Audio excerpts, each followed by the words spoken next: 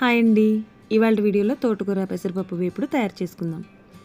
దీనికోసం అరకేజీ తోటకూర, ఒక ఉల్లిపాయ, 2 పచ్చిమిరపకాయలు, 2 టమాటాలు కట్ చేసి పెట్టుకోవాలి. 50 గ్రాముల పెసరపప్పు పావు గంట సేపు నీళ్లు పోసి నానబెట్టుకోవాలి. ఇప్పుడు ఒక ప్యాన్లో 3 టేబుల్ స్పూన్ల ఆయిల్ వేడి చేసుకుని దాంట్లో కొంచెం శనగపప్పు, కొంచెం ఆవాలు, కొంచెం జీలకర్ర వేసుకోవాలి. ఇది కొంచెం వేగిన తర్వాత దీంట్లో 3 ఎండుమిర్చి, కొంచెం కరివేపాకు వేసి ఒక్కసారి వేయించుకోవాలి. ఇప్పుడు దీంట్లో ఉల్లిపాయ ముక్కలు, పచ్చిమిరపకాయ ముక్కలు కూడా వేసి ఒక్కసారి వేయించుకోవాలి.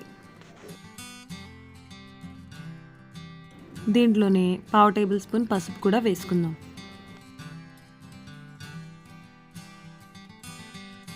ఇప్పుడు ముందుగా నానబెట్టుకున్న పెసరపప్పుని నీళ్ళన్నీ వంపేసి ఈ వేపుడులో వేసుకుని లో ఫ్లేమ్లో పెట్టి 1 నిమిషం పాటు వేయించుకోవాలి.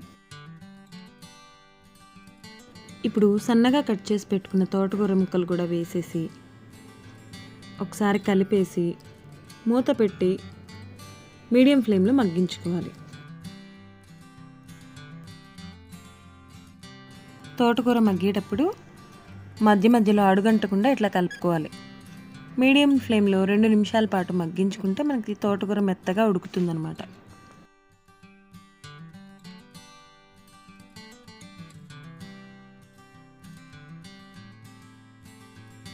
చూడండి, ఇప్పుడు తోటకూర మగ్గిపోయింది కదా.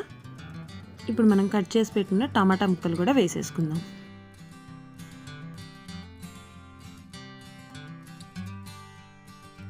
ఇప్పుడు మూత పెట్టేసి 2 నిమిషాల పాటు టమాటా ముక్కల్ని మగ్గించుకోవాలి.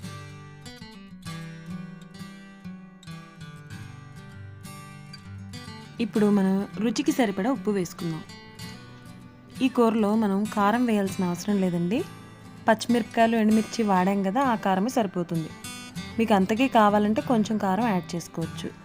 దీంతో పాటే 4-5 దంచిన వెల్లుల్లి రెబ్బలు కూడా వేసుకుందాం. ఇప్పుడు మూత పెట్టేసి 2 నిమిషాల పాటు లో ఫ్లేమ్లో ఉడికించుకోవాలి. చూసారు కదా, చక్కగా ఉడికిపోయింది. ఈ కూరలో మనం నీళ్లు కూడా యాడ్ చేయక్కర్లేదు. టమాటోలో, తోటకూరలో ఉన్న వాటర్ కంటెంటే సరిపోతుందన్నమాట. తోటకూర పెసరపప్పు ఫ్రై రెడీ అయిపోయిందండి. ఈ వీడియో మీకు నచ్చితే ఈ వీడియోని లైక్ చేసి మీ ఫ్రెండ్స్ అండ్ ఫ్యామిలీకి షేర్ చేయండి. మరిన్ని కొత్త వీడియోస్ కోసం మా ఛానల్ని సబ్స్క్రైబ్ చేయండి.